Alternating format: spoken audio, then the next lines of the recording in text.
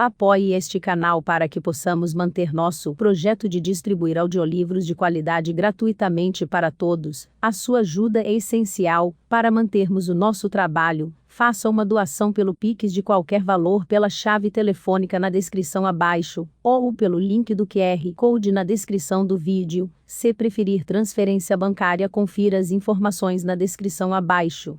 Muito obrigado. Quimera Audiolivros apresenta Revista Espírita, Jornal de Estudos Psicológicos, publicado sob a direção de Allan Kardec, 1860, agosto.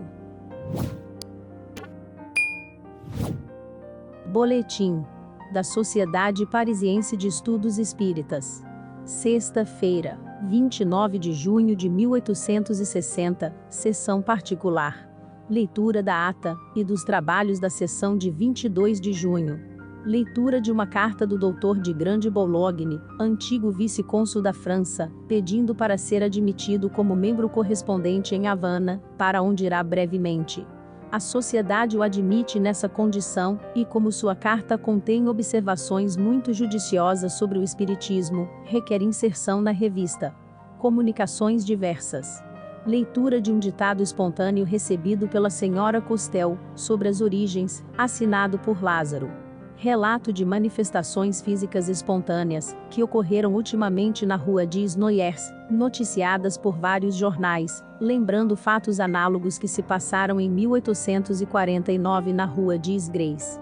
Alguns acrescentaram que os fatos ocorridos naquela rua resultavam de trapaças imaginadas pelo inquilino para rescindir o contrato de locação. O senhor de Grande Boulogne disse a respeito que pode certificar a autenticidade desses fatos, referidos, aliás, pelo senhor de Mirville, que tomou todas as informações necessárias para assegurar-se de sua realidade. Um sócio observa que, no caso, a afluência de curiosos tinha se tornado tão incômoda para os interessados que eles se desembaraçaram, levando a coisa à conta de malquerença. Temendo ver a casa deserta, o proprietário teve todo o interesse em não acreditar nas manifestações. Tal é a razão do desmentido muitas vezes dado a fatos dessa natureza. Estudos. Primeiro, discussão sobre o mérito e a eficácia das provas do homem de bem, suportadas com vistas a proporcionar alívio aos espíritos sofredores e infelizes, a propósito de uma passagem da carta do senhor de Grande Boulogne. A respeito, observa ele que a eficácia da prece, considerada como prova de simpatia e de comiseração, uma vez constatada, podem-se considerar as provas que nos impomos com esse objetivo como um testemunho análogo, que deve produzir os mesmos efeitos que a prece. A intenção é tudo, neste caso, e se deve encará-la como uma prece mais ardente ainda, do que aquela que só consiste em palavras. Segundo, a senhora N expressa suas dúvidas quanto à identidade do espírito, que lhe deu alguns conselhos na última sessão, e que não considera aplicáveis. Roga seja perguntado, por outro médium, se o espírito que se comunicou, é mesmo São Luís. Acrescenta que julgou ver, na natureza de suas reflexões, um sentimento pouco benevolente, que não se coaduna com a sua habitual mansuetude. Foi isso que lhe suscitou dúvidas. Interrogado a respeito, por intermédio da senhorita H., respondeu São Luís: sim, fui eu mesmo quem veio traçar aquelas linhas, e vos dar um conselho.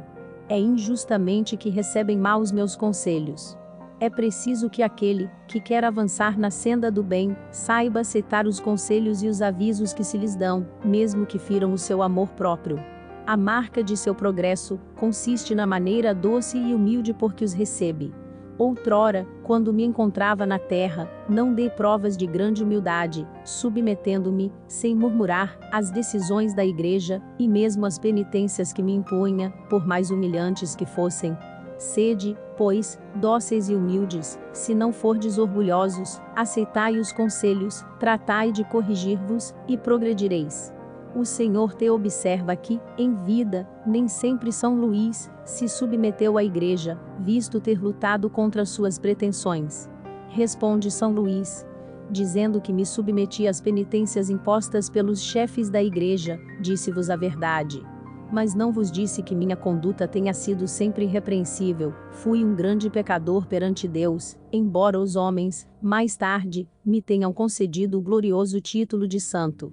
O Sr. Allan Kardec acrescenta que São Luís sempre se submeteu às decisões da Igreja no tocante aos dogmas, só lutou contra as pretensões de outra natureza. Terceiro, pergunta sobre os conselhos de São Luís, relativamente às experiências de manifestações físicas, aconselhando a sociedade a não se ocupar com elas. Quarto, perguntas referentes à faculdade mediúnica nas crianças, a propósito das manifestações obtidas na última sessão pelo jovem N. Quinto. Pergunta sobre as manifestações da rua de Isnoyers. Sexto, 2 ditados espontâneos são obtidos simultaneamente. O primeiro pela senhora Costel, sobre a eletricidade do pensamento, assinado por Delpine de Girardin, o segundo pela senhora Luber, a propósito dos conselhos dados pelos espíritos, assinado por Paul, espírito familiar. Sexta-feira, 6 de julho de 1860, sessão particular. Leitura da ata e dos trabalhos da sessão de 29 de junho. Comunicações diversas. O Sr. Achille R. leu uma carta de Limoges, na qual o autor fala de um médium, amigo seu, que um espírito faz trabalhar de 8 a 9 horas por dia. Diz ele que esse espírito deve dar-lhe um meio infalível para assegurar-se da identidade dos espíritos e de jamais ser enganado. Mas lhe aconselha segredo sobre esse ponto e sobre suas comunicações em geral. O Sr. Allan Kardec observa a respeito que vê 3 motivos de suspeita neste caso. O primeiro é a duração do trabalho imposto ao médium, o que é sempre um sinal de obsessão. Sem dúvida, os espíritos bons podem pedir ao médium que escreva, mas, em geral, não são imperativos e nada prescrevem de absoluto, nem quanto às horas, nem quanto à duração do trabalho. Ao contrário, detém o médium quando há excesso de zelo. O segundo é o pretenso processo infalível, para assegurar-se da identidade, e o terceiro, finalmente, a recomendação de guardar segredo. Se a receita fosse boa, ele não devia fazer mistério. Parece-lhe que o espírito quer apoderar-se do médium, a fim de manobrar à vontade, em favor da suposta infalibilidade de seu processo. Provavelmente teme que outros vejam as coisas, às claras e frustrem suas manobras, daí porque recomenda silêncio, a fim de não ter contraditores. É o meio de sempre ter razão. Estudos. Primeiro. Evocação de François Arago pela senhorita H. São Luís, responde que não é o médium que convém a esse espírito. Aconselha a escolher outro. Diversas perguntas são feitas sobre a aptidão especial dos médiums para receber comunicações de tal ou qual espírito. A resposta é: um espírito vem de preferência a uma pessoa cujas ideias são simpáticas às que possuía em vida, há relação de pensamentos entre o céu e a terra ainda maiores do que as existentes na terra. Segundo, pergunta proposta pelo Sr. Conde dizer sobre a distinção feita por certos sonâmbulos lúcidos, que designam os homens por luz azul, e as mulheres por luz branca. Indaga se o perispírito teria uma cor diferente conforme os sexos. Resposta do espírito interrogado: isto não tem nenhuma relação com o nosso mundo, é um fato puramente físico e depende da pessoa que vê. Entre os homens, há os que, mesmo despertos, não veem certas cores, ou as veem diferentemente dos outros. Dá-se o mesmo com as pessoas adormecidas. Podem ver o que outras não veem. Terceiro, 4 ditados espontâneos são obtidos. O primeiro pela senhorita Wet, do espírito que continua suas memórias, o segundo pelo senhor Didier, sobre a eletricidade espiritual, assinado por Lamennais, o terceiro pela senhora Costel, sobre as altas verdades do espiritismo, assinado por Lázaro, o quarto pela senhorita Stepan, sobre a cada um a sua tarefa, assinado por Gustave Lenormand. Sexta-feira, 13 de julho de 1860, sessão geral. Leitura da ata e dos trabalhos da sessão de 6 de julho. O Sr. Eugène de Porry, de Marselha, presta homenagem à sociedade com o seu novo poema, intitulado Linda, Legenda Gaulesa.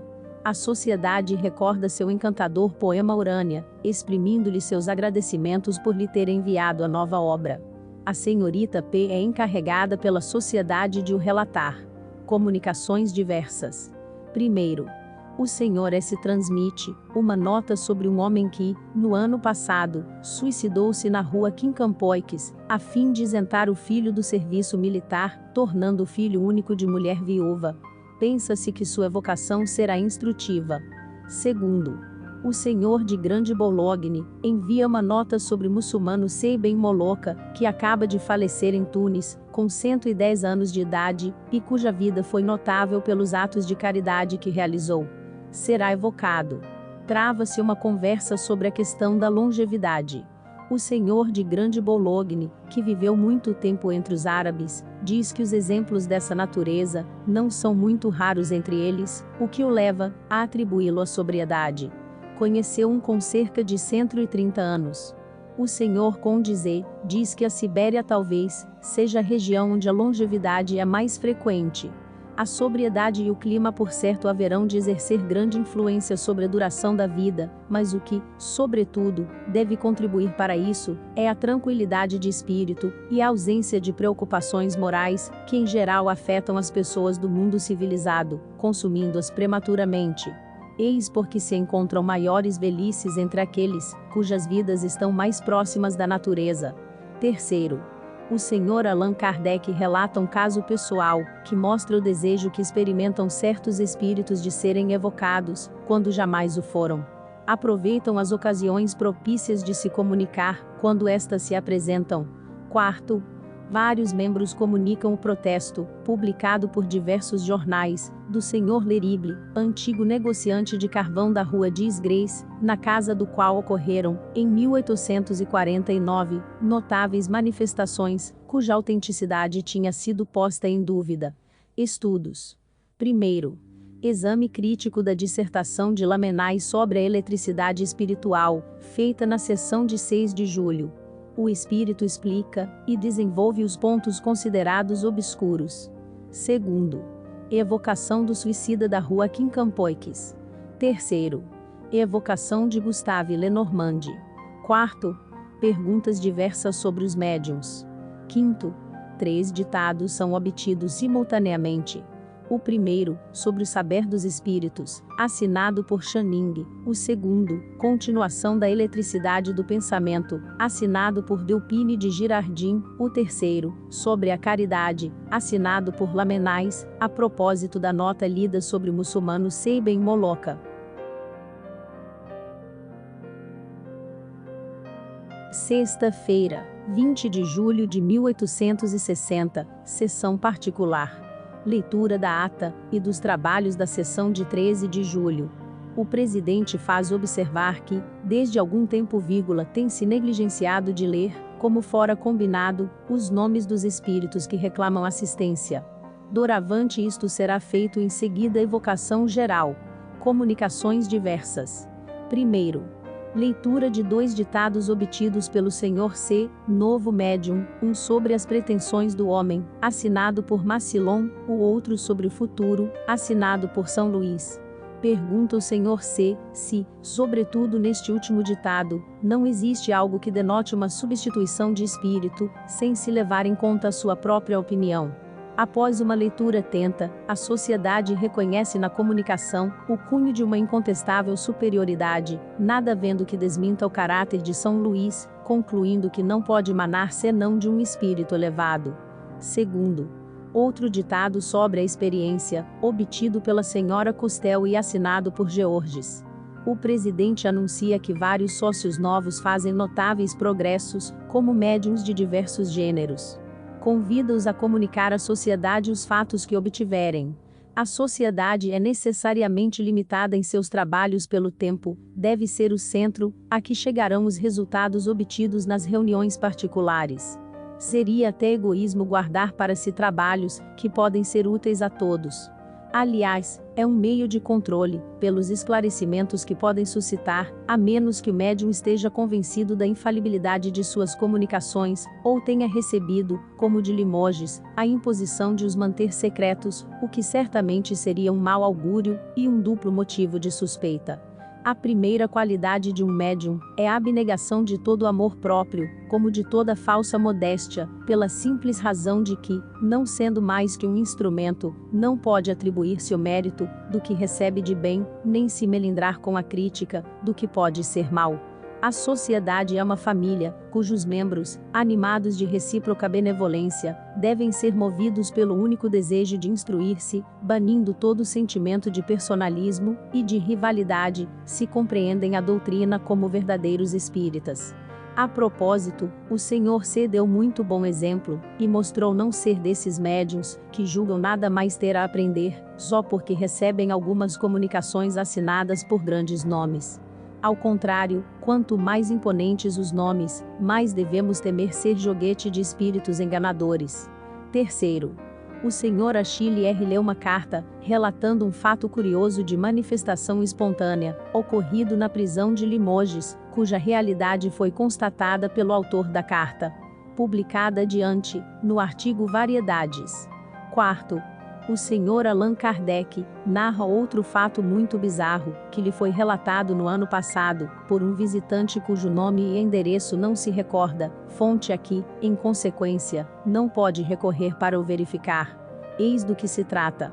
Um médico crente e um seu amigo que em nada acreditava, conversavam a respeito do espiritismo, o primeiro disse ao outro: "Vou tentar uma prova, ignoro se dará resultado, em todo caso, não respondo por nada. Designai-me uma pessoa viva, que vos seja muito simpática." Tendo o amigo indicado, uma moça que reside numa cidade bastante afastada, e que era igualmente conhecida do médico, este lhe disse: "Ide passear no jardim e observai o que se passa, repito que é um ensaio que faço, e que pode não produzir nada." Durante o passeio do amigo ele evocou a jovem.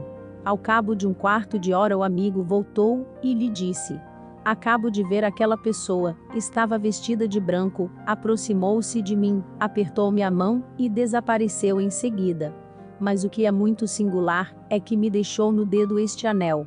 Imediatamente o médico enviou ao pai da moça o seguinte telegrama: "Não me questioneis, mas respondei-me sem demora, e dizei o que fazia vossa filha às 3 horas, e como estava vestida." A resposta foi esta: "Às 3 horas minha filha estava comigo no salão, usava um vestido branco, adormeceu durante 15 a 20 minutos, ao despertar, percebeu que não tinha mais o anel que usa habitualmente."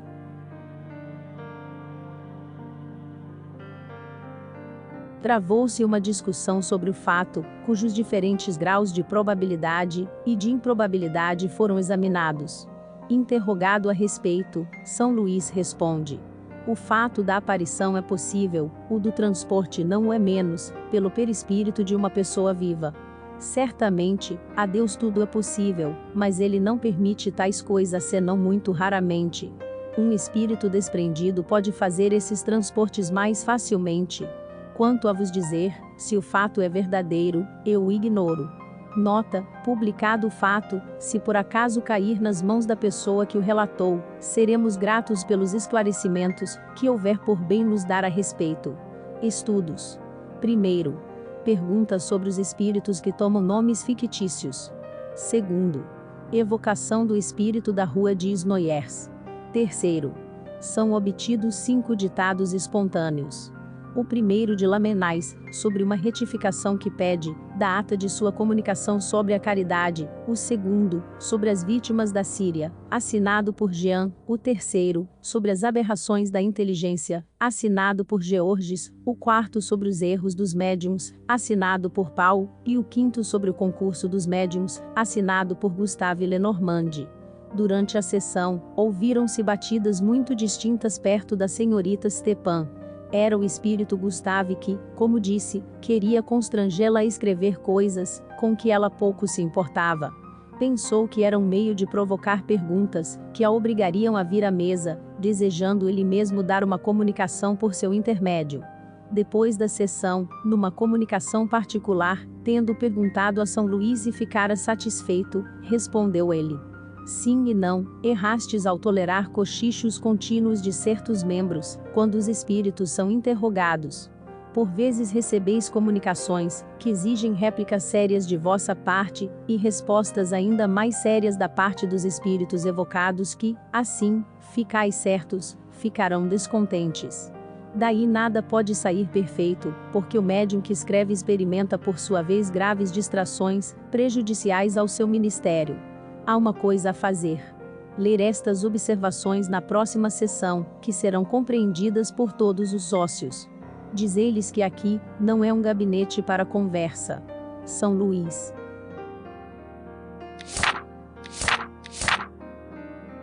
Concordância Espírita e Cristã.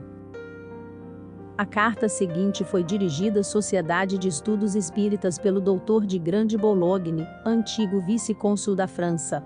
Senhor Presidente, desejando ardentemente fazer parte da Sociedade Parisiense de Estudos Espíritas, mas forçado a deixar a França brevemente, venho solicitar a honra de ser aceito como membro correspondente. Tenho a vantagem de vos conhecer pessoalmente, e não necessito vos dizer com que interesse e simpatia acompanho os trabalhos da Sociedade. Li vossas obras, bem como as do Barão Gudenstubé, e, consequentemente, conheço os pontos fundamentais do Espiritismo, cujos princípios adoto sinceramente, tais quais vos são ensinados. Como protesto aqui a minha firme vontade de viver e morrer como cristão, esta declaração me leva a vos fazer a minha profissão de fé, e talvez vejais com que interesse minha fé religiosa acolhe naturalmente os princípios do Espiritismo. Na minha opinião, eis como as duas coisas se associam. 1. Deus, Criador de todas as coisas. 2. Objetivo e fim de todos os seres criados. Concorrer para a harmonia universal. 3. No universo criado, 3 reinos principais. O reino material, ou inerte, o orgânico ou vital, o intelectual e moral. 4. Tudo é criado e submetido a leis. 5. Os seres compreendidos nos 2 primeiros reinos obedecem irresistivelmente, e por eles a harmonia jamais é perturbada. 6. Como os 2 primeiros, o terceiro reino está submetido a leis, mas goza do estranho poder de subtrair-se a elas, possui a temível faculdade de desobedecer a Deus. É o que constitui o livre-arbítrio. O homem pertence simultaneamente aos 3 reinos. É um espírito encarnado. 7. As leis que regem o mundo moral estão formuladas no Decálogo, mas se resumem neste admirável preceito de Jesus: amai a Deus sobre todas as coisas, e ao próximo como a vós mesmos. 8. Toda derrogação da lei constitui uma perturbação na harmonia universal. Ora, Deus não permite que tal perturbação persista, e a ordem deve ser necessariamente restabelecida. 9. Existe uma lei destinada à reparação da desordem no mundo moral, e esta lei está contida por inteiro na palavra expiação. 10. A expiação efetua-se: 1. Pelo arrependimento e os atos de virtude. 2. Pelo arrependimento e as provas. 3. Pelas preces e as provas do justo, unidas ao arrependimento do culpado. 11. A prece e as provas do justo, embora concorram da maneira mais eficaz para a harmonia universal, são insuficientes para a expiação absoluta da falta. Deus exige o arrependimento do pecador, mas com esse arrependimento, a prece do justo, e sua penitência em favor do culpado basta, a eterna justiça, e o crime é perdoado. 12. A vida e a morte de Jesus põem em evidência esta adorável verdade. 13. Sem livre-arbítrio não há pecado, mas também não há virtude. 14. O que é a virtude? A coragem no bem. 15. O que há de mais belo no mundo não é, como disse um filósofo, o espetáculo de uma grande alma lutando contra a adversidade, é o esforço perpétuo de uma alma progredindo no bem, e, de virtude em virtude, elevando-se até o Criador. 16. Qual a mais bela de todas as virtudes? A caridade. 17. O que é a caridade? É o atributo especial da alma que, em suas ardentes aspirações para o bem, esquece de si mesma, e se consome em esforços pela felicidade do próximo. 18. O saber está muito abaixo da caridade, ele nos eleva na hierarquia espírita, mas não contribui para o restabelecimento da ordem perturbada pelo mal. O saber nada espia, nada resgata, em nada influi sobre a justiça de Deus. A caridade, ao contrário, espia e apazigua. O saber é uma qualidade, a caridade, uma virtude. 19. Ao encarnar, os espíritos, qual foi o desígnio de Deus?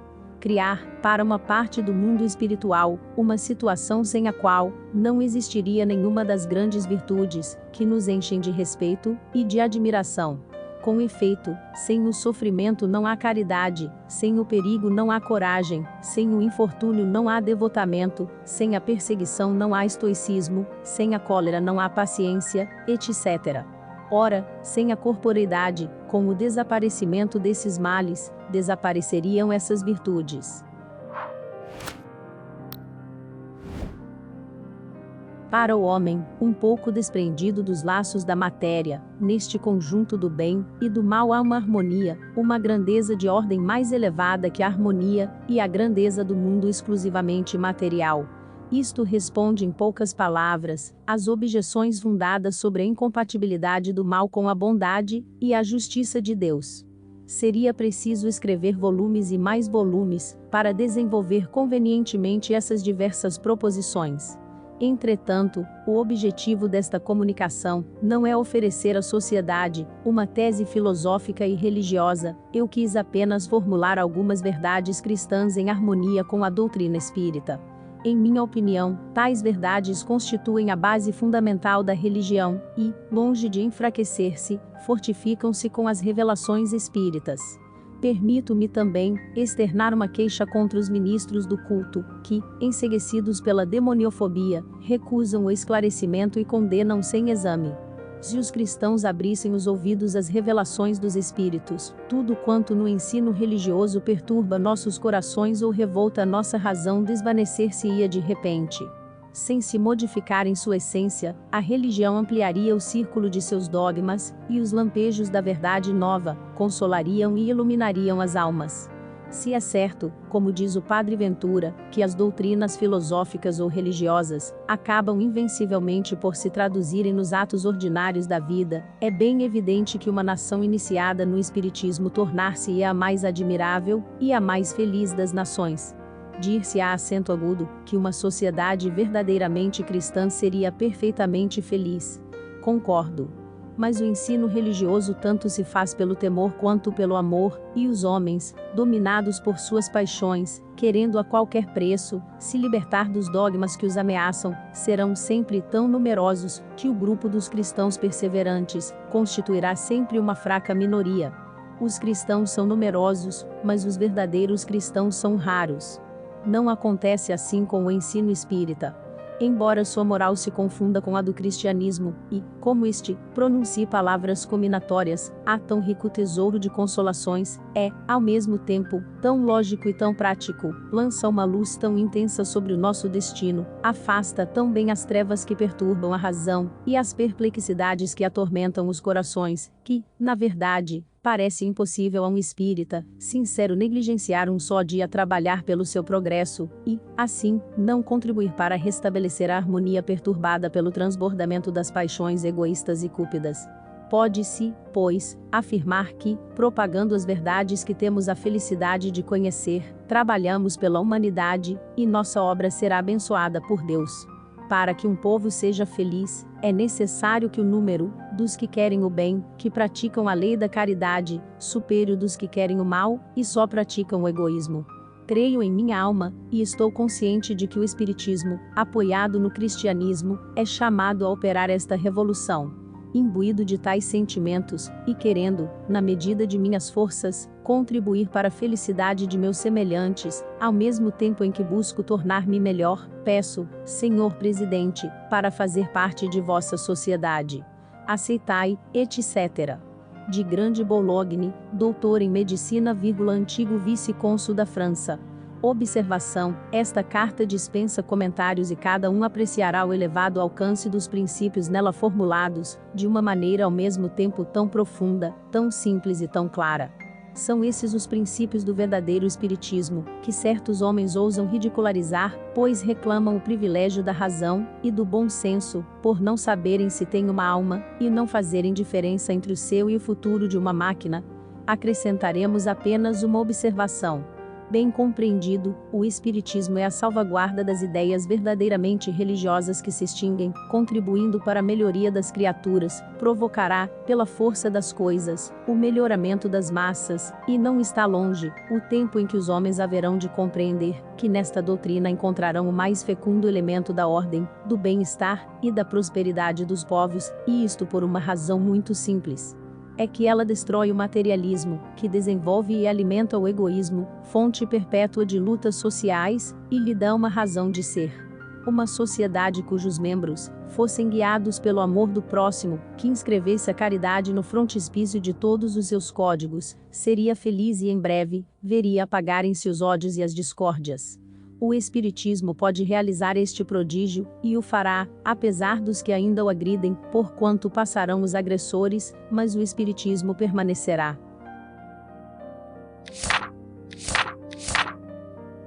O Trapeiro da Rua de Snoyers. Sociedade, 29 de junho de 1860.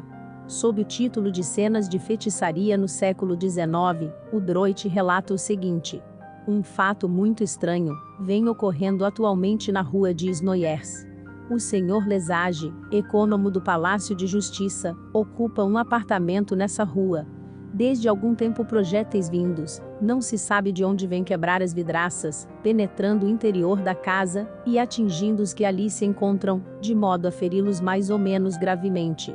São fragmentos bastante consideráveis de lenha semicarbonizados, pedaços de carvão de pedra muito pesados, e até dos chamados carvões de Paris. A doméstica do senhor Lesage recebeu vários no peito, resultando em fortes contusões. A vítima desses sortilégios acabou por requerer a assistência da polícia. Agentes foram postos em vigilância, mas eles próprios não tardaram a ser atingidos pela mesma artilharia invisível, sendo-lhes impossível saber de onde vinham os golpes. Tendo a existência se tornado insuportável numa casa, em que surpresas desagradáveis poderiam ocorrer a qualquer momento, o senhor Lesage solicitou ao proprietário a rescisão do contrato. Aceito o pedido, e a fim de redigir a ata rescisória, mandaram vir o senhor Vailante, oficial de justiça, cujo nome convinha perfeitamente numa circunstância em que as citações não poderiam ser feitas sem perigo. Com efeito, tão logo o funcionário ministerial começou a redigir o ato, um enorme pedaço de carvão, lançado com extrema violência, entrou pela janela e foi bater contra a parede, reduzindo-se em pó. Sem se perturbar, o senhor Vailante serviu-se do pó para espalhá-lo sobre a página que acabava de escrever, da mesma forma que, outrora, Junot se servira da terra levantada pela bomba. Em 1847 ocorreu um fato análogo na rua de Isgrés, cujo relato então fizemos. Um tal L., mercador de carvão, também servia de alvo a fantásticos sagitários, e essas incompreensíveis emissões de pedras punham em polvorosa todo o quarteirão. Paralelamente à casa habitada pelo carvoeiro havia um terreno vago, em meio ao qual se achava a antiga igreja da rua de Isgrés, hoje escola dos frades da doutrina cristã. A princípio imaginaram que de lá partiam os projéteis, mas logo tal ilusão se desfez. Quando vigiavam de um lado, as pedras chegavam do outro. Entretanto, eles acabaram surpreendendo em flagrante o mágico, que não era outro senão o próprio senhor. Ele tinha recorrido a essa fantasmagoria, porque estava descontente na casa, e desejava rescindir o contrato. Não foi o que se deu com o senhor Lesage, cuja honorabilidade excluía qualquer ideia de artimanha, e, aliás, estava muito contente com o seu apartamento, e o deixou com pesar. Espera-se que o inquérito, conduzido pelo senhor Ubalti, comissário do bairro da Sorbonne, esclareça o mistério, que talvez não passe de uma brincadeira de mau gosto, excessivamente prolongada. 1. A São Luís, terias a bondade de dizer-nos, se são reais os fatos acima relatados? Quanto à sua possibilidade, não duvidamos. Resposta: sim. Os fatos são verdadeiros, apenas a imaginação dos homens os ampliou, seja por medo, seja por ironia. Mas, repito, são verdadeiros. Tais manifestações são provocadas por um espírito que se diverte à custa dos habitantes do lugar. Observação: desde então tivemos oportunidade de ver o próprio Senhor Lesage, que nos honrou com sua visita, e não somente confirmou os fatos, mas os completou e retificou em vários pontos. São Luís tinha razão ao dizer que foram ampliados pelo medo ou pela ironia. Com efeito, a história da poeira recolhida estoicamente pelo corajoso oficial de justiça, à guisa de Junot, foi uma invenção do divertido jornalista. No próximo número daremos uma relação completamente exata dos fatos, com as novas observações que terão ensejado. 2. Há na casa uma pessoa que seja a causa dessas manifestações? Resposta: estas são sempre causadas pela presença da pessoa atacada, é que o espírito perturbador se vincula ao morador do lugar onde se acha, quer cometer maldades, e, até mesmo, fazê-lo mudar-se. 3. Perguntamos se, entre os moradores da casa, existe alguém que seja a causa desses fenômenos por uma influência mediúnica e involuntária. Resposta: é mesmo necessário, sem isso o fato não poderia ocorrer. Um espírito habita um lugar de sua predileção, fica na inação até que se apresente ali alguém, cuja natureza lhe seja conveniente. Quando essa pessoa chega, ele se diverte o quanto pode.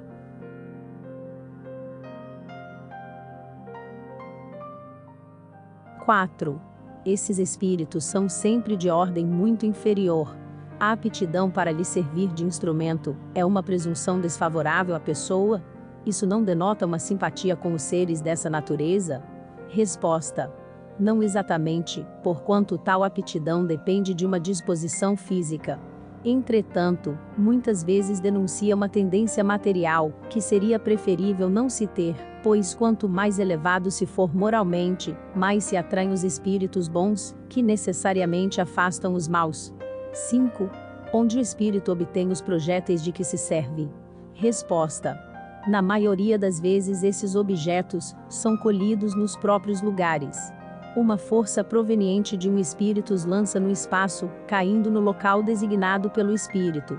Quando não existem nesses lugares, pedras, carvões, etc., podem por eles ser fabricados muito facilmente. Observação: na revista do mês de abril de 1859, publicamos a teoria completa desses tipos de fenômenos, nos artigos Mobiliário de além-túmulo e pneumatografia ou escrita direta. 6.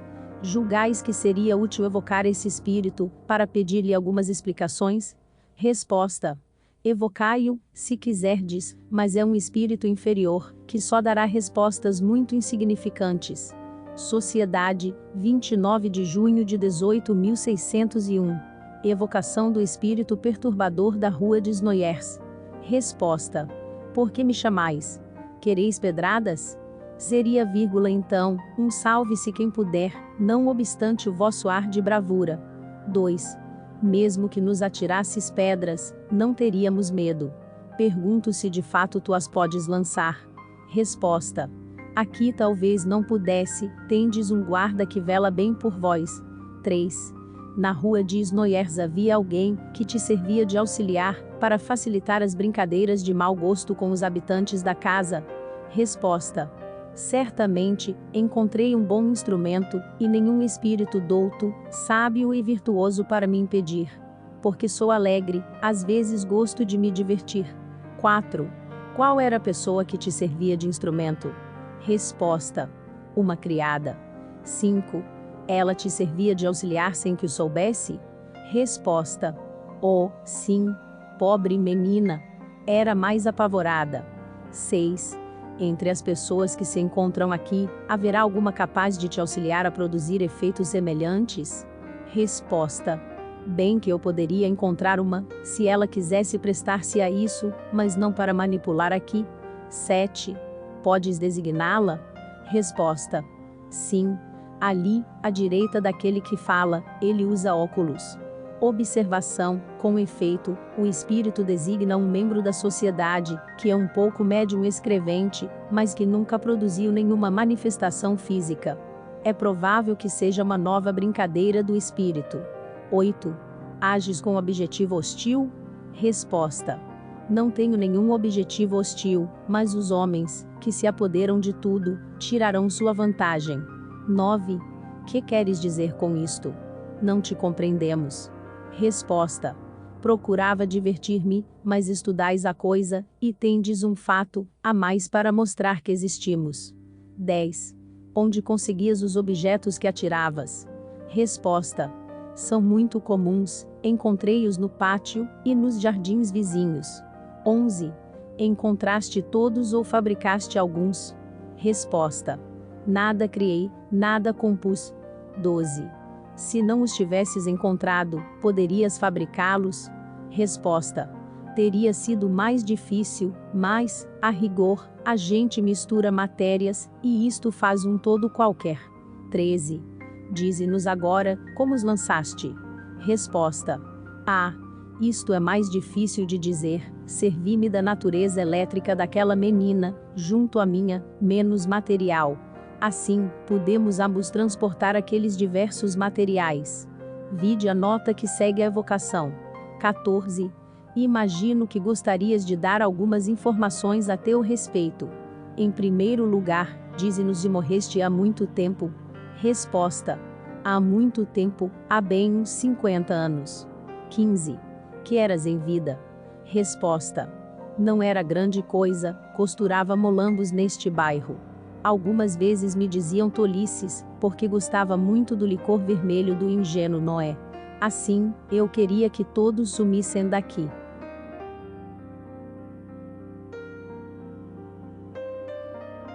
16. Foi por ti mesmo, e de boa vontade, que respondeste às nossas perguntas. Resposta: eu tinha um orientador. 17. Quem é esse orientador? Resposta: o vosso bom rei Luís. Observação: esta pergunta foi motivada pela natureza de certas respostas, que parecem ultrapassar o alcance do espírito, pelo fundo das ideias, e mesmo pela forma da linguagem. Nada há de surpreendente tenha sido ele auxiliado por um espírito mais esclarecido, que queria aproveitar a ocasião para nos instruir. Isto é um fato muito comum. Mas, notável particularidade nesta circunstância, a influência do outro espírito se fez sentir sobre a própria letra. A das respostas onde interferiu é mais regular e corrente, a das outras é angulosa, grosseira, irregular, geralmente pouco legível e mostra um caráter diverso. 18. Que fazes agora? Ocupas-te com o teu futuro? Resposta: ainda não, erro. Pensam tão pouco em mim aí na terra, que ninguém ora por mim. Assim, não sou ajudado, e não trabalho. 19. Qual era teu nome quando vivias? Resposta: Gianete. 20. Muito bem. Oraremos por ti.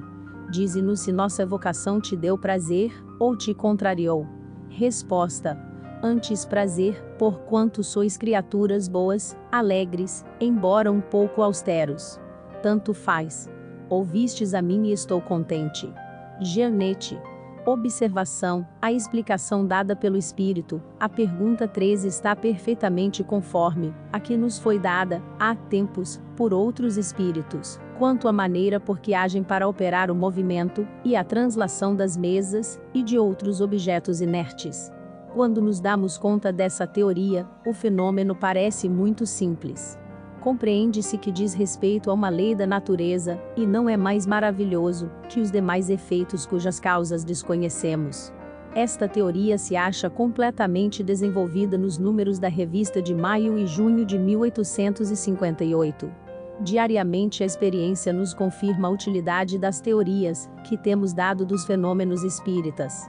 Uma explicação racional desses fenômenos devia resultar em melhor compreensão da sua possibilidade e, por isso mesmo, dar convicção.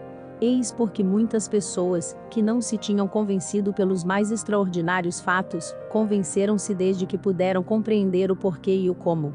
Acrescentamos que, para muitos, essas explicações fazem desaparecer o maravilhoso, repondo os fatos, por mais insólitos que sejam, na ordem das coisas naturais, isto é, não sendo derrogações das leis da natureza, nem tendo o diabo coisa alguma a ver com isso.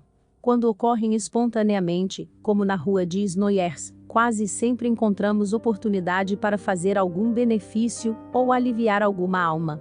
Sabe-se que em 1849 fatos semelhantes ocorreram na rua de Isgrès, perto da Sorbonne. O Sr. Lerible, que foi a vítima, acaba de dar um desmentido pelos jornais, que o acusaram de fraude, citando-os perante os tribunais. Os considerandos de sua representação merecem ser referidos. Ano de 1860, 9 de julho, a requerimento do Sr. Lerible, antigo negociante de carvão e lenha, proprietário, residente em Paris, a rua de Grenelle Saint-Germain, 64, eleitor, com domicílio em sua propriedade, eu, Albin Jules de Monchy, oficial de justiça do Tribunal Civil do Sena, sediado em Paris, residente à rua de Fossé Saint-Victor, 43, abaixo assinado, notifico ao Sr. Garatti, gerente do jornal Patrie, nos escritórios do dito jornal, citos em Paris, a rua do Croissant, onde estando e falando a uma mulher de confiança, assim declarei.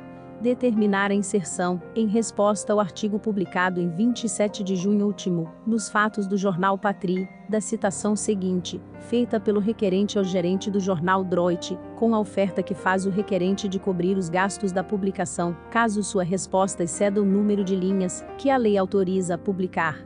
No ano de 1860, a 5 de julho, a requerimento do Sr. Lerible, antigo negociante de carvão e lenha, proprietário, residente em Paris, a rua de Grenelle Saint-Germain, 64, eleitor, domiciliado em sua propriedade, eu, Albin Jules de Monchy, oficial de justiça do Tribunal Civil do Sena, sediado em Paris, residente à rua de Fossé Saint-Victor, 43, citei o Sr. François, em nome como gerente do jornal Droit, nos escritórios do mesmo jornal, citos em Paris, a Praça d'Alpine, onde estando e falando a comparecer em 8 de agosto de 1860, a audiência perante os senhores presidente e juízes, que compõem uma sexta Câmara do Tribunal de Primeira Instância do Sena, estatuindo em matéria de polícia correcional, no Palácio da Justiça de Paris, às 10 horas da manhã, para considerando que em seu número de 26 de junho último, e por ocasião dos fatos, que se teriam passado numa casa da rua de Noyers, o jornal Droit refere que fatos análogos teriam ocorrido em 1847, numa casa da rua de Isgrès. Que o redator acompanha suas observações por explicações, que levam a crer que os ataques de que foi alvo, a casa da rua de Isgrès, em 1847, emanavam do próprio locatário, que os teria praticado de má fé, a fim de obter, por meio de uma especulação desonesta, a rescisão do contrato de aluguel. Tendo em vista que os fatos assinalados pelo jornal Droit realmente ocorreram, não em 1847, mas em 1849, na casa que o requerente ocupava naquela época, a rua de Isgrès. Que, muito embora o nome do requerente seja indicado no artigo do Droit apenas por uma inicial, a designação exata de sua indústria, a dos locais que habitava, e, enfim, que a relação dos fatos em exame, foram colhidos pelo próprio jornal, apontam suficientemente o requerente, como sendo o autor das manobras atribuídas, à pessoa que ocupava a casa da rua de Isgrès. Visto como essas imputações são capazes de atingir a honra e a consideração do requerente, que são tanto mais repreensíveis quanto nenhuma das verificações, a respeito dos acontecimentos de que se trata, teriam sido realizadas, e que, a exemplo daqueles de que parece ter sido teatro a rua de Noyers, ficaram sem explicação. Que, ademais, o requerente era proprietário, desde 1847, da casa e do terreno, que ocupava na rua de Isgrès, que a suposição a que chegou o diretor do Droit, não tem nenhuma razão de ser e jamais foi formulada. Considerando-se que os termos utilizados pelo jornal Droit, constituem uma difamação e estão sujeitos à aplicação das penas previstas em lei. Que todos os jornais de Paris se aproveitaram do artigo do Droit, e que a honra do requerente sofreu, em razão dessa publicidade, uma ofensa cuja reparação lhe é devida. Por estes motivos, resolve aplicar ao Sr. François as penas estabelecidas em lei, condenando, em pessoa, a indenizar o requerente por danos e perdas que este se reserva para reclamar em audiência, os quais declara, no momento, empregar em benefício dos pobres, que, além disso, o julgamento a ser feito, seja inserido em todos os jornais de Paris, por conta do citado, que deverá pagar também as custas do processo, sob todas as reservas. E, para que o supracitado não ignore, deixei em seu domicílio uma cópia de igual teor do presente ato. Custas R$ 3,55. Assinado de Monchy, registrado em Paris, em 6 de julho de 1860. Recebidos R$ 2,20. Assinado do Perron, declarando ao supracitado que, se não satisfazer a presente intimação, o requerente apelará pelas vias de direito. Deixei em seu domicílio uma cópia de igual teor do presente ato. Custas R$ 9,10. De Monchy.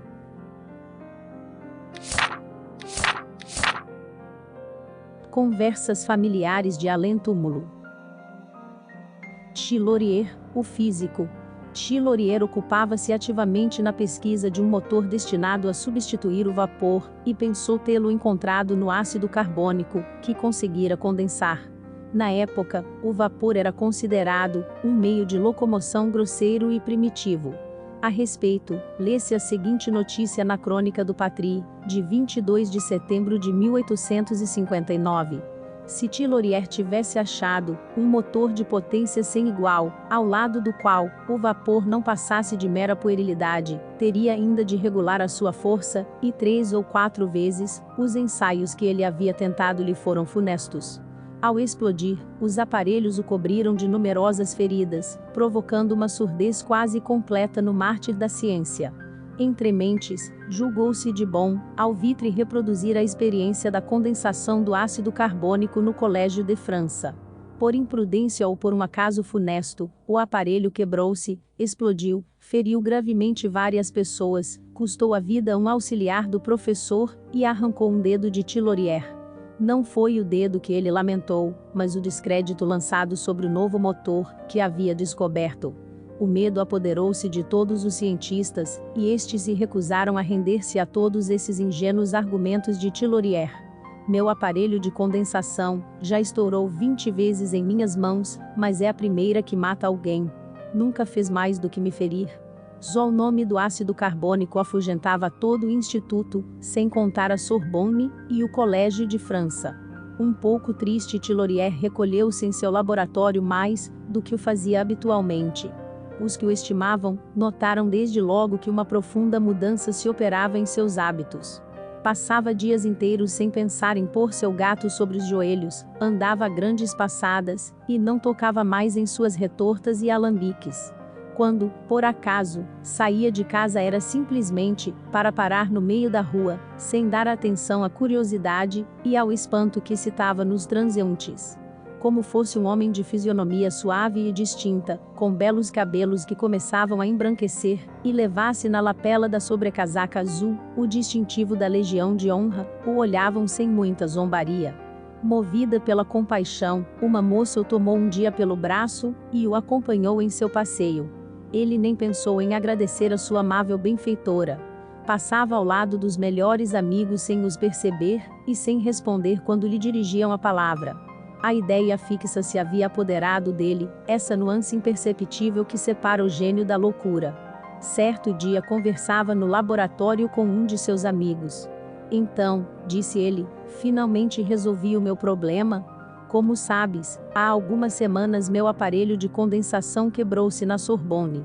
Algumas semanas? Interrompi-o, mas já se passaram vários anos.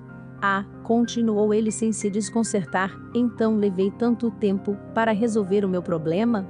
Afinal de contas, que importam algumas semanas ou anos, desde que tenha solução? Sim, meu amigo, não só uma explosão é impossível, mas ainda, essa força terrível, eu a domino. Faço dela o que quiser.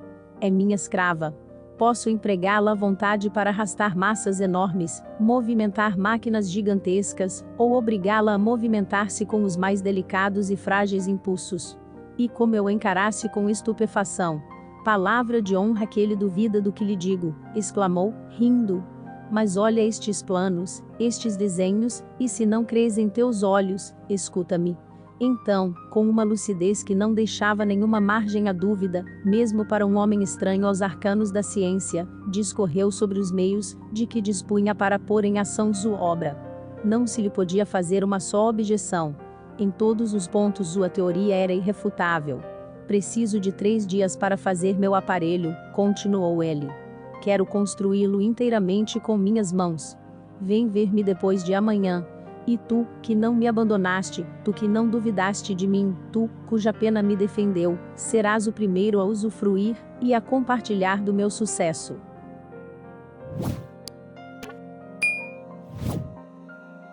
Fui fiel, com efeito. Quando passei pela portaria, a encarregada me chamou. Ah, senhor, disse-me ela, que grande desgraça, não é mesmo? Um homem tão bom. Um verdadeiro filho da bondade. Morrer tão depressa. Mas quem? O senhor Tillorier. Morreu agora mesmo. Infelizmente ela dizia a verdade. Meu infeliz amigo fora atingido de morte súbita em seu laboratório. Que aconteceu à sua descoberta? Com ele não foi encontrado nenhum vestígio dos desenhos que me havia mostrado, suas notas, se é que as deixou, foram igualmente perdidas. Teria resolvido o grande enigma que procurava? Só Deus o sabe. Deus, que não lhe permitira transmitir seu pensamento sublime, ou louco, senão a um profano, incapaz de discernir o verdadeiro do falso, e, sobretudo, de se lembrar da teoria, sobre a qual o inventor se baseava. Seja como for, hoje a condensação do ácido carbônico não passa de experiência curiosa, que os professores raramente demonstram em seus cursos. Se Tillorier tivesse vivido mais alguns dias, quem sabe não teria o ácido carbônico modificado a face do mundo. Tillorier havia ou não achado o que buscava. Em todo caso, seria interessante saber o que a respeito ele pensava como espírito. 1. Evocação. Resposta. Eis-me alegre em vossa companhia. 2. Desejamos conversar convosco, porque pensamos que só teríamos a lucrar numa conversa com o espírito de um cientista, como fostes em vida. Resposta. O espírito de um sábio muitas vezes é mais elevado na terra do que no céu. Entretanto, quando a ciência for companheira da probidade, isto será uma garantia da superioridade espírita. 3. Como físico, vos ocupastes especialmente na procura de um motor, para substituir o vapor e pensáveis havê-lo encontrado no ácido carbônico condensado. Que pensais disso agora? Resposta. Minha ideia era de tal modo fixa neste assunto, que sonhei, na véspera de minha morte, ou, para ser mais exato, no momento de minha ressurreição espiritual. 4. Alguns dias antes de morrer, pensáveis ter encontrado a solução da dificuldade prática. Achastes realmente esse meio? Resposta. Digo-vos que a superexcitação da imaginação me provocara um sonho fantástico, que enunciei desperto. Era, em termos exatos, aquilo a que chamais loucura. O que eu tinha sonhado não era absolutamente aplicável. 5. Estáveis aqui quando foi lida a notícia que vos diz respeito? Resposta. Sim. 6. Que pensais dela? Resposta. Pouca coisa, repouso no seio do meu anjo da guarda, porquanto minha pobre alma saiu bastante machucada de meu corpo miserável. 7. Apesar disso, poderíeis responder algumas perguntas relativas às ciências? Resposta. Sim, por um momento quero mesmo entrar no labirinto da ciência. 8. Pensais que um dia, o vapor será substituído por outro motor? Resposta. Este será ainda mais aperfeiçoado. Todavia, creio que no futuro, a inteligência humana achará um meio de o simplificar ainda mais. 9. Que pensais do ar condensado, como motor? Resposta. O ar condensado é um excelente motor, mais leve que o vapor e mais econômico. Quando se souber dirigir o seu emprego, terá mais força e, portanto, mais velocidade. 10. Que pensais agora do ácido carbônico condensado, utilizado para tal fim? Resposta. Eu ainda estava muito atrasado. Serão necessárias numerosas experiências e longos e difíceis estudos, para se chegar a um resultado satisfatório. A ciência ainda tem tanto a fazer. 11. Dos diferentes motores de que se ocupam, qual deles julgais que triunfará? Resposta. O vapor agora, mais tarde, o ar condensado. 12. Tornastes a ver Arago? Resposta. Sim. 13. Discutis entre vós as ciências? Resposta. Algumas vezes as faculdades de nossa inteligência se voltam para os estudos humanos. Gostamos muito de assistir às experiências que são feitas. Mas quando se volta ao céu, não se pensa mais nisso, e depois, como já vos disse, estou repousando. 14. Ainda uma pergunta, por obséquio, mas muito séria. Caso não possais respondê-la por vós mesmo, tende a bondade de vos fazer assistir por um espírito mais competente. Sempre nos disseram que os espíritos sugerem ideias aos homens, e que muitas descobertas têm essa origem. Mas como nem todos os espíritos sabem tudo, e, por isso, procuram instruir-se, poderias dizer-nos se alguns deles fazem pesquisas e descobertas no estado de espírito?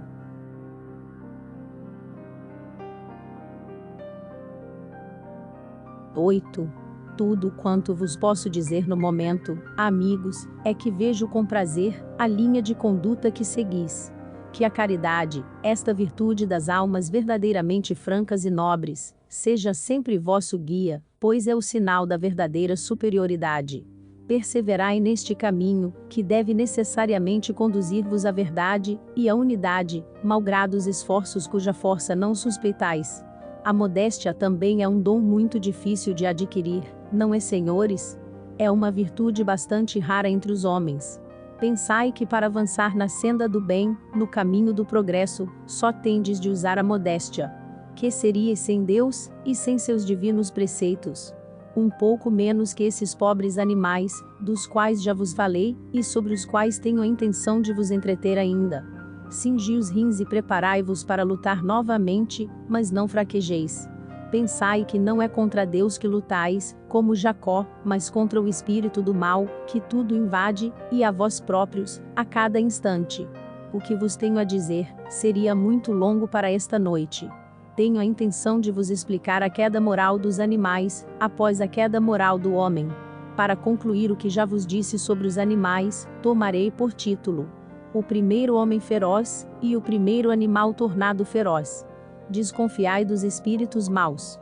Não suspeitais de sua força, disse-vos há pouco. E embora esta última frase não tenha relação com a precedente, não é menos verdadeira, e vem muito a propósito. Agora, refleti. Charlete. Observação: o espírito julgou por bem interromper naquele dia o assunto principal que vinha tratando, para fazer este ditado incidental, motivado por uma circunstância particular, de que se quis aproveitar. Mesmo assim o publicamos, por encerrar instruções muito úteis. 9. Quando foi criado o primeiro homem, tudo era harmonia em a natureza. A onipotência do Criador tinha posto em cada ser uma palavra de bondade, de generosidade e de amor. O homem era radioso, os animais desejavam seu olhar celeste, e suas carícias eram as mesmas para eles, e para sua celeste companheira. A vegetação era luxuriante. O sol dourava e iluminava toda a natureza, como o sol misterioso da alma, centelha de Deus, iluminava interiormente a inteligência do homem. Numa palavra, todos os reinos da natureza apresentavam essa calma infinita, que parecia compreender Deus. Tudo parecia ter bastante inteligência, para exaltar a onipotência do Criador. O céu sem nuvens, era como o coração do homem, e a água límpida e azul tinha reflexos infinitos, como a alma do homem tinha os reflexos de Deus. Muito tempo depois, tudo pareceu mudar subitamente. A natureza oprimida exalou um longo suspiro, e, pela primeira vez, a voz de Deus se fez ouvir. Terrível dia de desgraça, em que o homem, que até então não tinha ouvido senão a grande voz de Deus, que em tudo lhe dizia: Tu és imortal, ficou apavorado com estas terríveis palavras. Caim, porque mataste teu irmão? Logo tudo mudou. O sangue de Abel espalhou-se por toda a terra, as árvores mudaram de cor, a vegetação, tão rica e tão colorida, murchou, o céu tornou-se negro. Porque o animal se tornou feroz? Magnetismo todo-poderoso, invencível, que então tomou cada ser, a sede de sangue, o desejo de matança brilhavam em seus olhos, outrora tão suaves, e o animal tornou-se feroz como homem. Já que o homem era o rei da terra, não deveria ter dado o exemplo. O animal seguiu o seu exemplo, e desde então a morte pairou sobre a terra, morte que se tornou hedionda, em vez de uma transformação suave e espiritual. O corpo do homem deveria dispersar-se no ar, como o corpo do Cristo, e dispersou-se na terra, nessa terra regada pelo sangue de Abel. E o homem trabalhou, e o animal trabalhou. Charlete.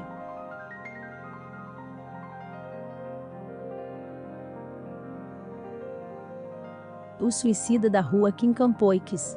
No ano passado, os jornais relataram um exemplo de suicídio consumado em circunstâncias especiais. Foi no começo da Guerra da Itália. Um pai de família, gozando de estima geral por parte dos vizinhos, tinha um filho que fora sorteado para o serviço militar.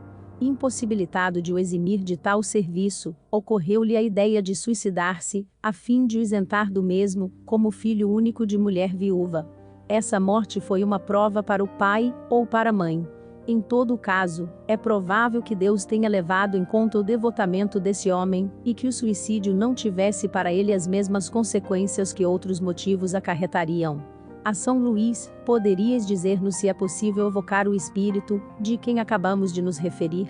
Resposta: sim, e ele ganhará com isso, porque ficará mais aliviado. 1. Evocação. Resposta: obrigado. Sofro muito, mas é justo. Contudo, ele me perdoará. Observação: o espírito escreve com grande dificuldade, os caracteres são irregulares e mal formados, depois da palavra, mas ele para, e, procurando em vão escrever, apenas consegue fazer alguns traços indecifráveis e pontos. É evidente que foi a palavra Deus, que ele não conseguiu escrever. 2. Tende a bondade de preencher a lacuna com a palavra que deixastes de escrever. Resposta: sou indigno de escrevê-la. 3. Dissestes que sofreis, compreendeis que fizestes muito mal em vos suicidar, entretanto, o motivo que vos levou a esse ato não provocou qualquer indulgência. Resposta: a punição será menos longa, mas nem por isso a ação deixa de ser má. 4. Podereis descrever-nos essa punição, dando o máximo de detalhes para nossa instrução? Resposta: sofro duplamente, na alma e no corpo, e sofro neste último, conquanto não possua, como sofre o operado, a falta de um membro amputado. 5. Vossa ação teve por único motivo salvar o filho, ou concorreram para ela outras razões? Resposta: fui completamente inspirado pelo amor paterno, porém, mal inspirado. Em atenção a isso, a minha pena será abreviada. 6. Podeis precisar a duração dos vossos padecimentos? Resposta: não lhes entrevejo o termo, mas tenho certeza de que ele existe, o que é um alívio para mim. 7. Há pouco não vos foi possível escrever a palavra a Deus, e, no entanto, temos visto espíritos muito sofredores fazê-lo. Será isso uma consequência da vossa punição? Resposta: poderei fazê-lo com grandes esforços de arrependimento. 8. Pois então fazei esses esforços para escrevê-lo, porque estamos certos de que sereis aliviado. O espírito acabou por traçar esta frase com caracteres grossos, irregulares e trêmulos. Deus é muito bom. 9. Estamos satisfeitos pela boa vontade, com que correspondestes à nossa vocação, e vamos pedir a Deus, para que estenda sobre vós a sua misericórdia. Resposta: sim, obrigado. 10. A São Luís, podereis ministrar-nos a vossa apreciação sobre esse suicídio? Resposta: este espírito sofre justamente, pois lhe faltou a confiança em Deus, falta que é sempre punível. A punição seria maior e mais duradoura, se não houvera como atenuante, o motivo louvável de evitar que o filho se expusesse à morte na guerra. Deus, que é justo, e vê o fundo dos corações, não o pune senão de acordo com suas obras. Observação: por sua ação, este homem talvez tenha impedido a realização do destino de seu filho. Primeiramente, não é certo que fosse morto na guerra, e, talvez, essa carreira lhe fornecesse oportunidade de fazer algo que teria sido útil ao seu progresso. Sem dúvida, essa consideração não será estranha à severidade do castigo que lhe é infligido. Sua intenção certamente era boa, e isto lhe foi levado em conta. A intenção atenua o mal e merece indulgência, mas não impede que o mal seja sempre mal.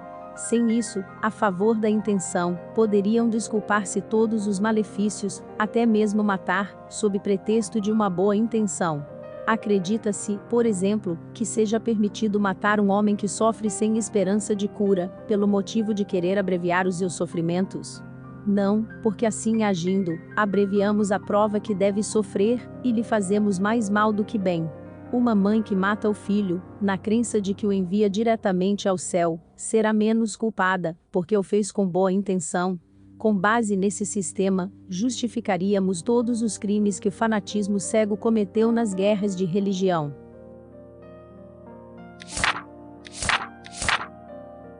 Variedades. O prisioneiro de Limoges. O fato seguinte foi comunicado à sociedade pelo Sr. Achille R., um de seus membros, conforme carta de um de seus amigos de Limoges, datada de 18 de julho. Nesse momento nossa cidade se ocupa de um fato interessante para os espíritas, e que me apresso a fazer passar ao Sr. Kardec por vosso intermédio. Eu mesmo colhi as informações mais detalhadas junto às testemunhas em questão, isto é, na prisão em que se acha, no momento, o herói da aventura. Um soldado da uma linha, chamado Malete, foi condenado a 1 mês de prisão por ter desviado a quantia de 3 francos, que pertencia a um de seus camaradas. Sua pena expirará em 7 dias. O jovem militar perdeu um irmão de 19 anos, doméstico, há cerca de 8 anos, e desde 7 anos ele vê, ao menos de 4 em 4 dias, depois da meia-noite, uma grande chama em meio à qual se destaca um cordeirinho. Esta visão o apavora, mas não ousa falar disso. Quando estava só na prisão, ficou ainda mais apavorado, suplicando ao carcereiro que lhe desse companheiros. Assim, foram para junto dele 4 soldados do 2º Regimento de Caçadores Montados. A 1h da madrugada, tendo-se levantado Malete, as 4 testemunhas também viram a chama e o cordeiro em suas costas. Como disse, a aparição se repete muitas vezes, o pobre rapaz fica tão aflito e tão desolado que chora, e não mais se alimenta. O cirurgião-mor do regimento quis assegurar-se do fato por si mesmo, mas não ficou bastante tempo, pois a visão só ocorreu 1h30 após a sua saída. Um abade de Saint-Michel, o Sr. F., foi mais feliz, ao que parece, porquanto tomou notas. Visita-lo para lhe perguntar o que pensa a respeito. Mas não é tudo. Disse-me o carcereiro ter visto várias vezes a porta da prisão aberta pela manhã, embora tivesse aferrolhado cuidadosamente na véspera. Aconselharam a Malete que interrogasse o cordeiro, o que fez na noite passada, e lhe foram respondidas estas palavras, que recolhi textualmente de sua boca.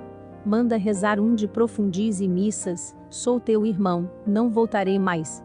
Tal é a descrição exata dos fatos, eu os entrego ao Sr. Kardec, para que faça o uso que julgar conveniente.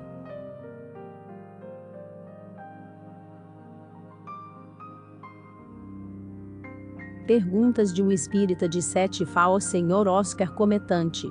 A carta seguinte nos foi enviada por um dos nossos assinantes de Sete Fargélia, onde há numerosos adeptos que recebem comunicações notáveis, com as quais já entretemos os nossos leitores. Senhor, o Senhor Dumas já vos falou de um fenômeno extraordinário, que se passou há algum tempo com meu filho de 16 anos, portador de singular mediunidade. Cada vez que se faz uma evocação, ele adormece sem ser magnetizado, e, em tal estado, responde a todas as perguntas que, por seu intermédio, são dirigidas ao espírito. Ao despertar, não guarda nenhuma lembrança. Chega até mesmo a responder em latim, inglês e alemão, línguas das quais não tem nenhum conhecimento. É um fato que muitas pessoas puderam constatar, e o afirmo sobre o que tenho de mais sagrado, mesmo ao Sr. Oscar Cometante. Tenho em mão um folhetim deste último, de 27 de outubro de 1859, em que está escrito: Mas em que acreditais? Talvez me pergunte o Sr. Allan Kardec. Eu, Senhor, não lhe perguntarei, se crê em alguma coisa. Primeiro, porque isto pouco me importa, e, depois, porque há homens que em nada acreditam. O Sr. Oscar Cometante apoia-se na autoridade de Voltaire, que não acreditava naquilo que sua razão não podia compreender. Está errado porque, não obstante o imenso saber que Deus havia dado a Voltaire, há milhares de coisas hoje conhecidas, e de que sua razão jamais suspeitou.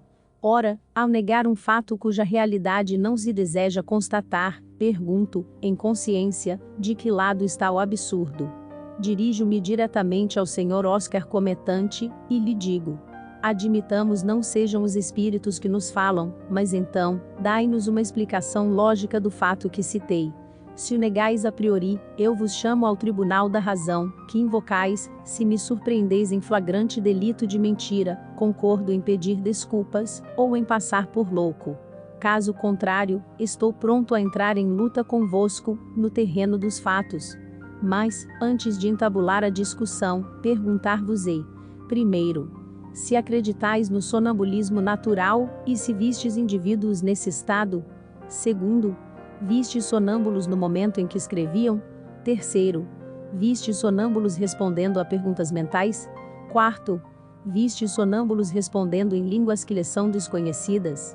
Preciso de um sim ou um não, puro e simples, a todas essas perguntas.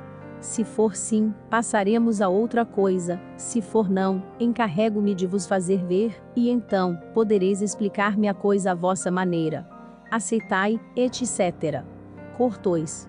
Faremos as seguintes reflexões, relativamente à carta acima. É provável que o Sr. Cometante não responda ao Sr. Cortois, como não o fez a outras pessoas, que lhe escreveram sobre o mesmo assunto.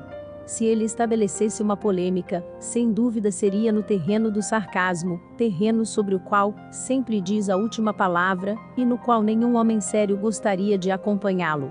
Que o Sr. Cortois o deixe, pois, na momentânea quietude de sua incredulidade, já que ela lhe basta, e ele se contenta em ser matéria.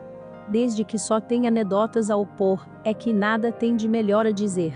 Ora, como as anedotas não são razões, aos olhos das pessoas sensatas é confessar-se vencido. O Sr. Cortois labora em erro ao levar muito a sério as negações dos incrédulos. Os materialistas não acreditam sequer possuir uma alma, e se reduzem ao modesto papel de fantoches. Como podem admitir espíritos fora deles, quando não acreditam tê-los em si mesmos? Falar-lhes dos espíritos, e de suas manifestações é, pois, começar por onde se deveria terminar. Não admitindo a causa primeira, não podem admitir as consequências. Dir-se-á, por certo, que, se têm raciocínio, devem ceder à evidência. É verdade, mas é precisamente esse raciocínio que lhes falta. Aliás, sabe-se muito bem, o pior cego é aquele que não quer ver. Deixemo-los, pois, em paz, porquanto suas negações não mais impedirão que a verdade se espalhe, como não impediram a água de correr. Ditados espontâneos e dissertações espíritas. Recebidas ou lidas nas sessões da sociedade. Desenvolvimento das ideias. A propósito da evocação de Tilorier, médium. Senhora Costel. Vou falar da necessidade de reunir elementos diversos do espírito para formar um todo. É uma ilusão comum acreditar que uma aptidão especial, para se desenvolver, necessite apenas de um estudo especial. Não. O espírito humano, como um rio, se avoluma com todos os afluentes. O homem não deve isolar-se em seu trabalho, isto é, pelos mais opostos contrastes, deve fazer brotar a seiva das ideias. A originalidade é o contraste das ideias-mãe, é uma das mais raras superioridades. Desde a infância ela é abafada pela regra absurda, que rebaixa todos os espíritos ao mesmo nível. Vou explicar minha ideia. Tilorier, que acabam de evocar, era um inventor apaixonado, uma inteligência ativa, mas se havia limitado à esfera da invenção, isto é, na ideia fixa. Jamais se postava à janela, para ver passarem as ideias dos outros, assim, ficou prisioneiro de sua própria mente. O gênio flutuava ao seu redor, mas, encontrando todas as saídas fechadas, deixou a loucura, sua irmã, penetrar e invadir o local tão bem guardado. E Tilorier, que teria deixado um nome imortal, vive apenas na lembrança de alguns sábios.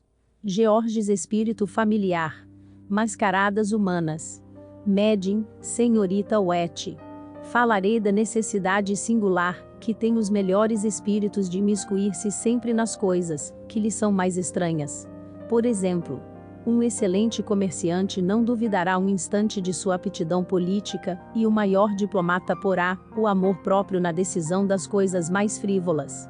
Esse defeito, comum a todos e a todas, não tem outro móvel senão a vaidade, e só esta tem necessidades artificiais. Para a toalete, para o espírito, para o próprio coração, ela busca, antes de tudo, o que é falso, vicia o instinto do belo e do verdadeiro, leva as mulheres a desnaturar sua beleza, persuade os homens a buscar precisamente o que lhes é mais prejudicial. Se os franceses não tivessem esse defeito, uns seriam os mais inteligentes do mundo e outras, as mais sedutoras Evas conhecidas. Não tenhamos, pois, essa absurda fraqueza, tenhamos a coragem de ser nós mesmos, de levar a cor do nosso espírito, como a dos nossos cabelos. Mas os tronos ruirão, as repúblicas se estabelecerão, antes que um francês leviano renuncie às suas pretensões de gravidade, e uma francesa às suas pretensões de firmeza. Mascarada contínua, em que cada um veste a roupa de outra época, ou simplesmente a de seu vizinho. Mascarada política, mascarada religiosa em que, arrastados pela vertigem, todos vos buscais loucamente, não encontrando nesse tumulto nem vosso ponto de partida, nem o vosso objetivo. Delpine de Girardin. O saber dos espíritos. Médium, senhorita Wet. No estudo do espiritismo há um erro muito grave, que se propaga cada dia mais, e que se torna quase o móvel que faz os outros virem a nós. É o de nos julgarem infalíveis em nossas respostas. Pensam que tudo devemos saber, tudo ver, tudo prever. Erro. Certamente, não mais estando nossa alma encerrada num corpo material, como um pássaro numa gaiola, lança-se no espaço, os sentidos dessa alma tornam-se mais apurados, mais desenvolvidos, vemos e ouvimos melhor, mas não podemos saber tudo, estar em toda parte, porque não temos o dom da ubiquidade. Que diferença, pois, haveria entre nós e Deus, se nos fosse permitido conhecer o futuro e anunciá-lo com precisão? Isto é impossível. Sabemos mais que os homens, certamente, algumas vezes podemos ler no pensamento e no coração dos que nos falam, mas aí se detém a nossa ciência espírita. Corrigi-vos, pois, da ideia de nos interrogar unicamente, para saber o que se passa em tal ou qual parte do vosso globo, em relação a uma descoberta material, comercial, ou para ser desadvertidos do que acontecerá amanhã, nos negócios políticos e industriais. Haveremos sempre de vos informar sobre o nosso estado, sobre nossa existência extracorpórea, e sobre a bondade e a grandeza de Deus, enfim, sobre tudo quanto possa servir à vossa instrução e à vossa felicidade presente e futura. Mas não nos pergunteis o que não podemos ou não devemos dizer. Xaming.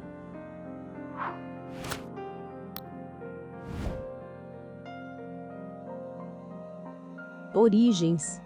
Médium, Senhora Costel.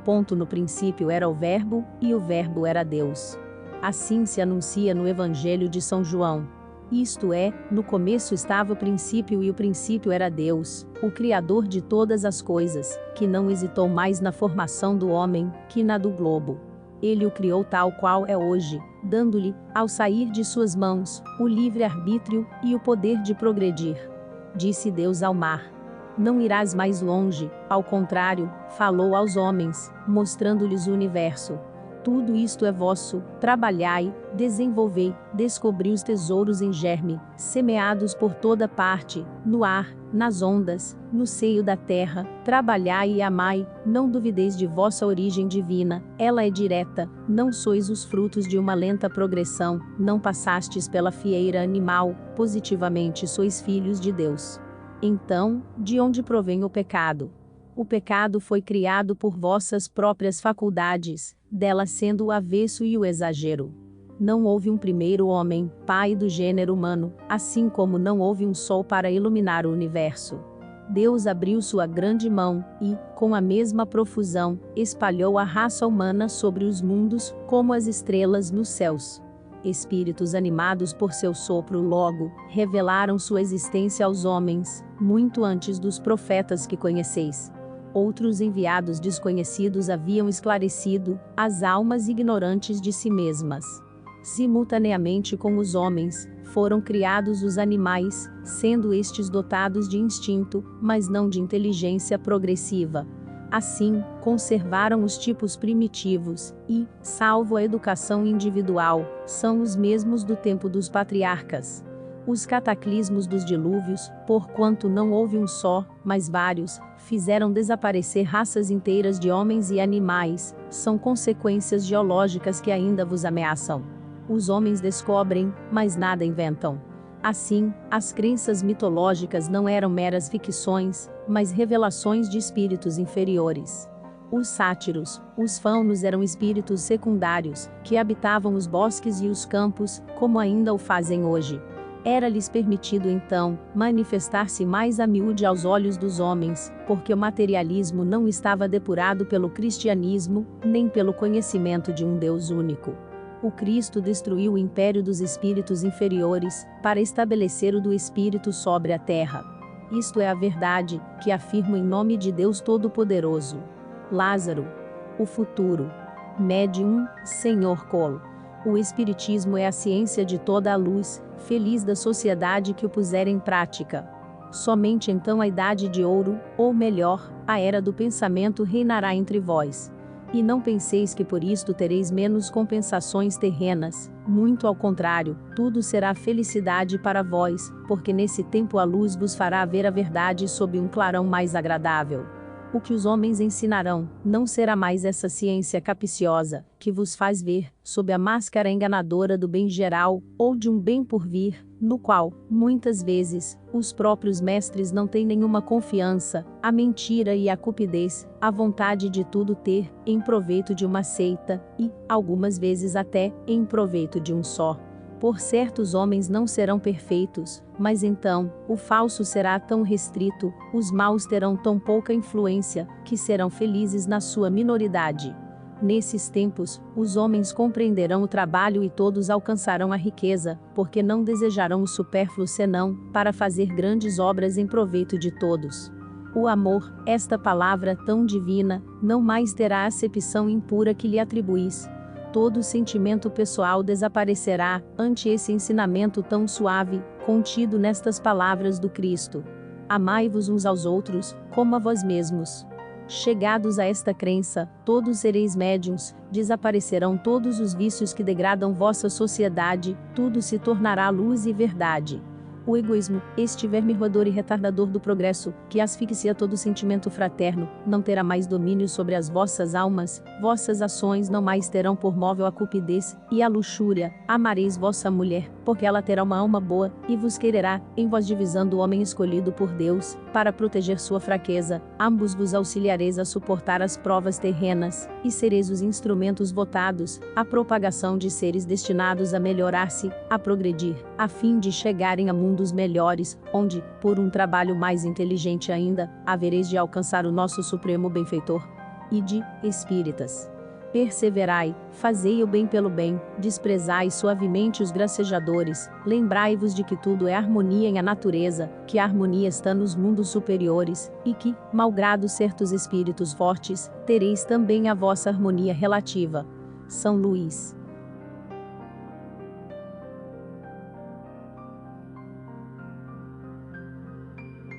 Eletricidade espiritual. Médium, Senhor Didier Filho. O homem é, ao mesmo tempo, um ser muito singular e muito fraco. Singular no sentido de que, em meio aos fenômenos que o cercam, nem por isso deixa de seguir o seu curso ordinário, espiritualmente falando, fraco porque, depois de ter visto e admirado, sorri porque seu vizinho sorriu e não pensa mais naquilo. E notai que aqui falo, não dos seres vulgares, sem reflexão, sem conhecimento. Não, falo de gente inteligente e, na maioria, esclarecida. De onde vem esse fenômeno? Porque, refletindo bem, é um fenômeno moral.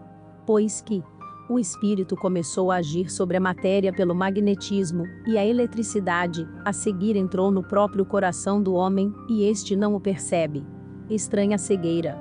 Cegueira, não produzida por uma causa estranha, mas voluntária, oriunda do espírito. Em seguida vem o espiritismo, produzindo uma comoção no mundo, e o homem publicou livros muito sábios, dizendo: é uma causa natural, é simplesmente a eletricidade, uma lei física, etc., e o homem ficou satisfeito. Mas, crede, o homem ainda terá muitos livros para escrever, antes de poder compreender o que se acha escrito no livro da natureza. O livro de Deus. A eletricidade, essa sutileza entre o tempo e o que não é mais o tempo, entre o finito e o infinito, não pôde o homem ainda definir. Por quê? Sabei-o. Só podereis defini-la pelo magnetismo, essa manifestação material do espírito.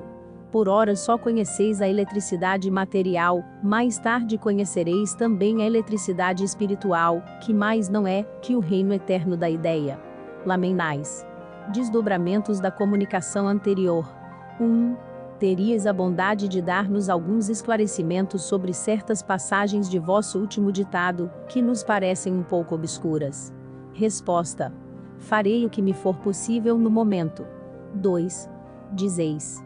A eletricidade, essa sutileza entre o tempo e o que não é mais o tempo, entre o finito e o infinito, esta frase não nos parece muito clara. Terias a bondade de expô-la mais detalhadamente? Resposta. Explico-me assim, da maneira mais simples que posso. Para vós o tempo existe, não é mesmo? Mas não existe para nós. Assim defini a eletricidade. Essa sutileza entre o tempo e o que não é mais o tempo, porque esta parte do tempo, de que outrora vos devíeis servir, para vos comunicardes de um a outro extremo do mundo, esta porção do tempo, digo eu, não existe mais. Mais tarde virá a eletricidade, que não será outra coisa senão o pensamento do homem, transpondo o espaço. Com efeito, não é a imagem mais compreensível entre o finito e o infinito, o pequeno meio e o grande meio. Quero dizer, em síntese, que a eletricidade suprime o tempo. 3. Mais adiante dizeis. Não conheceis ainda senão a eletricidade material, mais tarde conhecereis também a eletricidade espiritual. Por isto entendeis os meios de comunicação de homem a homem, por via mediúnica? Resposta. Sim, como progressos médios, outra coisa virá mais tarde. Dai aspirações ao homem. A princípio ele adivinha, depois vê.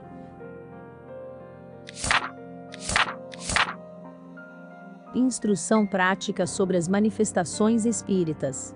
Esta obra está inteiramente esgotada e não será reimpressa. Será substituída pelo novo trabalho, neste momento no prelo, muito mais completo, e que seguirá um outro plano. Allan Kardec. Fique por dentro dos lançamentos de audiolivros do nosso canal, pelo Telegram no link na descrição do vídeo. Assim você não perde nenhum lançamento. Apoie este canal para que possamos manter nosso projeto de distribuir audiolivros de qualidade gratuitamente para todos. A sua ajuda é essencial para mantermos o nosso trabalho. Faça uma doação pelo Pix de qualquer valor pela chave telefônica na descrição abaixo, ou pelo link do QR Code na descrição do vídeo. Se preferir transferência bancária, confira as informações na descrição abaixo. Muito obrigado.